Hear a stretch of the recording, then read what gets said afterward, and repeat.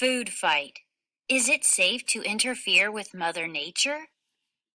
An incredible thing is happening to our food. Some scientists are using a technique called genetic modification to make superior food crops. It involves altering a seed's genes. Genes are the instruction codes that all living things have inside their cells. A seed's genetic code sets what characteristics it will inherit when it grows into a plant. These could mean how big it will grow and the nutrients it will contain. For thousands of years, farmers made crops better by crossbreeding plants. They would add pollen from the sweetest melon plants to the flowers of plants that produced the biggest melons. This would make new plants with big, sweet melons. But this process does not always work. The cycle of crossbreeding can take years to get good results. But advances in gene science have created amazing shortcuts. Using new tools, scientists can put a gene from one living thing into another. That living thing could be a plant, a bacterium, a virus, or even an animal. These foods are called genetically modified foods, or GM foods. The goal of GM foods is to create foods that can survive insects or harsh conditions, or can grow faster. But are these advancements in agriculture good for us?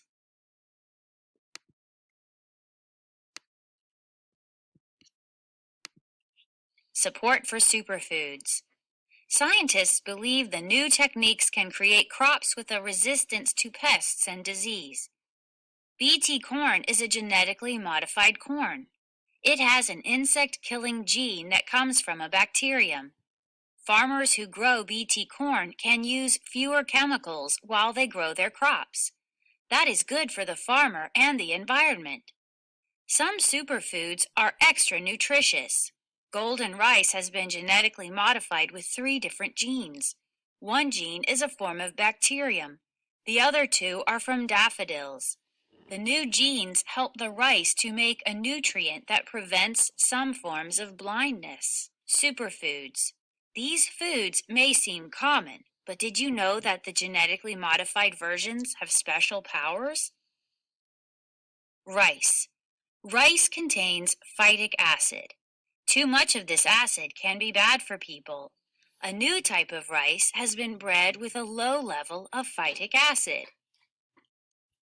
Salmon. To create supersized salmon, scientists changed the gene that controls growth.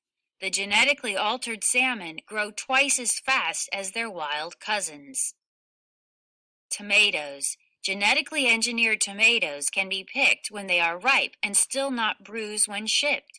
One food company tried to use an Arctic flounder fish gene to create a tomato that could survive frost.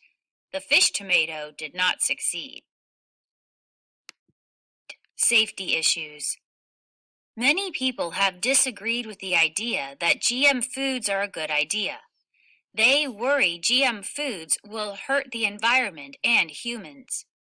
One concern is that plants with new genes will crossbreed with weeds to make pesticide-resistant weeds.